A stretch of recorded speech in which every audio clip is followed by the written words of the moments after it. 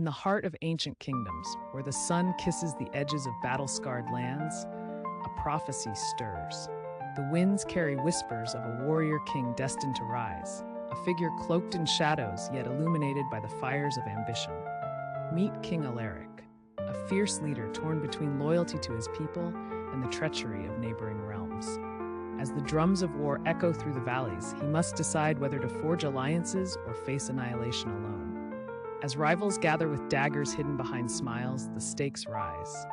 A betrayal from within threatens to unravel everything Alaric has fought for, igniting a conflict that could change the fate of his kingdom forever. In the midst of chaos, Alaric discovers that true strength lies not only in battle, but in the unity of his people.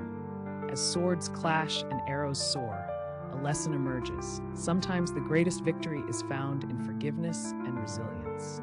In the end, Alaric's journey molds him into a legendary figure, remembered not just for his conquests, but for his heart.